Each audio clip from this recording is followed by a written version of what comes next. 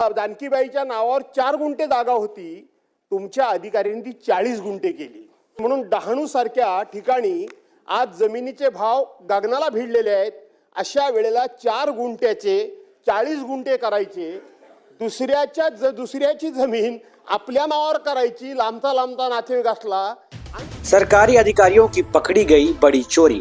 नकली दस्तावेज के आधार पर 4 गुंठे की जगह को बना दिया 40 गुंठा। पूरी खबर आपको विस्तार से बताते हैं। दरअसल पालघर जिले के डहाणू क्षेत्र के बाड़ा पोखरण गांव में एक हैरतअंगेज मामला सामने आया, जहां पर नकली दस्तावेज बनाने के चलते 4 गुंठे की जगह को महसूल डिपार्टमेंट के अधिकारियों ने 40 गुंठा जगह बना दिया और साथ ही नकली कागज बनाने के बाद प्रशासन की जो जमीन थी उसको बेचकर मोटा पैसा कमाने का ये पूरा प्लान अब एक्सपोज हो चुका है। आपको बताते हैं कि जो 4 गुंठे की मूल मालकिन है जानकी बाई भंडारी, उनकी दरअसल 4 ही गुंठा जगह है। उस जगह के जस्ट बगल में सरकार की जगह कई एकड़ पड़ी है। ऐसे में 40 गुंठा जगह बताकर जानकी बाई के नाम पर सरकार की जमीन जो कि करोड़ों के भाव में अब पालघर डहाणू के क्षेत्र में चल रही है, महसूल अधिकारियों की मदद से भू माफिया राजेंद्र राउत ने ये पूरा मामला अंजाम दिया है।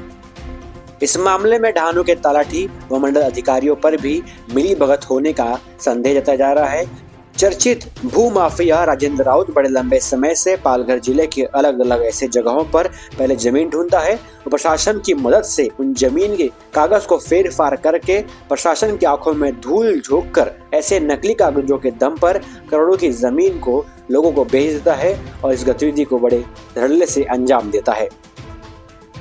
13 दिसंबर को नागपुर के शीतकालीन सत्र में जब विपक्ष ने मुद्दा उठाया, तब जाकर इस पर भू माफिया और तलाठी समेत मंडल अधिकारियों के ऊपर आपराधिक मामला दर्ज कर लिया गया। मगर सवाल ये है कि 4 को 40 बनाने वाले के पीछे कोई बड़ा सरकारी अधिकारी शामिल है क्या? इस मामले में जो डहाणू के तहसीलदार है उनकी भूमिका भी संदेहजनक बताई जा रही है। क्या और भी अधिकारी इस मामले में शामिल है? पालघर जिले में आने वाले समय में लगातार सरकारी योजनाओं के तहत बड़े काम होने वाले हैं। ऐसे में जमीन का नकली कागज बनाकर बड़े बड़े मुआवजे लेने के लिए ऐसे भू माफियाओं का मदद लेकर तलाठी, मंडल अधिकारी व तहसीलदार जैसे बड़े चेहरे अक्सर शामिल बताए जाते हैं। इस विषय पर पर्दाफाश करने वाले समाज सेवक हेमेंद्र पाटिल ने किस तरीके से क्या कुछ अधिक जानकारी दी, आइए आपको सुनाते हैं। बाड़ा कोकण मध्ये जो 4 गुंठ्याचा सातबारा होता तो महसूलच्या अधिकाऱ्यांना सोबत घेऊन राजेंद्र राऊत ह्या भूमाफियाने 40 गुंठ्याचा केला। याबाबत जुलै 2025 मध्ये मी डहाणूच्या तहसीलदारांकडे त्यांच्या निदर्शन आणून दिलं, त्यांना तक्रार दिली। त्यानंतर त्यांनी एकाच महिन्यानंतर साधारण त्याचे तो सातबारा पूर्ववत केला, परंतु दोषी जे अधिकारी आहेत त्याच्यामध्ये तलाठी असतील, मंडळ अधिकारी असेल आणि बाकी जे दोषी आहेत त्यांच्यावरती कोणतीही कारवाई केली नाही। त्याचाच हा राजेंद्र राऊत जो आहे त्याला पण मोकळी तहसीलदारने दिली होती। आणि ज्यावेळी आता नागपूरच्या हिवाळी अधिवेशनामध्ये आमदारांनी हा तारांकित प्रश्न उपस्थित केला आपल्या बातमी आणि बाकी तक्रारीच्या अनुषंगाने, त्यानंतर तहसीलदारांनी तातडीने त्याच्यात गुन्हा दाखल केला त्या राजेंद्र राऊत आणि अजून एकावरती, पण इतर कोणत्याही अधिकाऱ्यांवरती त्यांनी कारवाई केली नव्हती।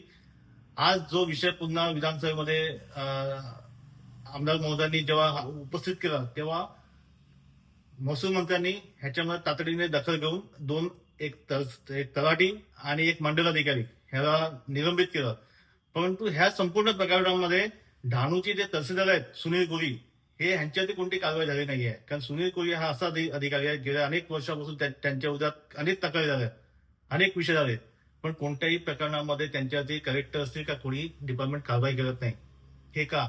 माझी ह्या बातमीच्या अनुषंगाने सगळ्यांना आमदार महोदयांना आणि बाकी मंत्र्यांना एक विनंती आहे की ह्या 40 गुंठे जागा ह्या प्रकरणामध्ये ज्या ज्या अधिकाऱ्यांनी ह्या राजेंद्र राऊतला पाठीशी घातलेला आहे त्याच्यावरती योग्य ती कारवाई करण्यात यावी। की जानकीबाई जैतू भंडारी यांच्याशी नातेसंबंध असल्यासंबंधी आपण ज्या वेळेला अध्यक्ष महोदय वारस तपास करतो त्यावेळेला नातं काय असावं लागतं? ते ब्लड रिलेशन असावं लागतं। कोणतरी लांबचा नातेवाईक येऊन सांगतो की या मालकाचा मी नातेवाईक आहे आणि त्यांचं आपण आपल्या तलाट्यानी आपल्या सर्कल इन्स्पेक्टरनी त्याचं नाव लावून घेतलं। एवढ्यावर ते थांबले का? तर 1957 पर्यंत त्या जानकीबाईच्या नावावर 4 गुंठे जागा होती, तुमच्या अधिकाऱ्यांनी ती 40 गुंठे केली. म्हणून डहाणू सारख्या ठिकाणी आज जमिनीचे भाव गगनाला भिडलेले आहेत. अशा वेळेला 4 गुंठ्याचे 40 गुंठे करायचे, दुसऱ्याची जमीन आपल्या नावावर करायची, लांबचा नातेवाईक असला आणि त्याच्यामध्ये लागवड एक झाड सुद्धा झालेलं नाही आणि त्याच्यामध्ये झाड लागवड दाखवायची आणि 4 गुंठ्याचं 40 गुंठे करण्याचं काम एकटा तलाठी करू शकत नाही. त्याच्यावरती उच्च अधिकाऱ्यांची सुद्धा त्याला संमती असणार आहे आणि म्हणून केवळ तलाट्याला कारणे दाखवा नोटीस न बजावून आपण जिल्हाधिकाऱ्यांपासून खालच्या अधिकाऱ्यांपर्यंत कोणती कारवाई करताय ही सभागृहाला सांगा. राजेंद्र राऊत आणि 2 या लोकांनी संगनमत करून, तलाठी आमचा आराय आणि हे राऊत यांनी संगनमत करून 86 पासून तर 2025 पर्यंत मधलं काही चेक न करता परस्परच ही जमीन त्यांच्या नावावर करून दिली आहे. आणि त्यामुळं आता तर आपण गुन्हा दाखल केलाच आहे, त्याचा FIR आपल्याला देतो मी, FIR कॉपी आणली आहे. आणि तलाठी संतोष कोटनाके आणि जी मंडळ अधिकारी आहे जोशविन गमजा हिला आता निलंबित केला आहे. राऊतावर कारवाई केलीच आहे, गुन्हा दाखल केलाच. आता आपल्याला तलाठी, मंडळ अधिकारी आणि 4 ते 40 करणारे यांचाही त्या ठिकाणी आम्ही गुन्हा दाखल करू.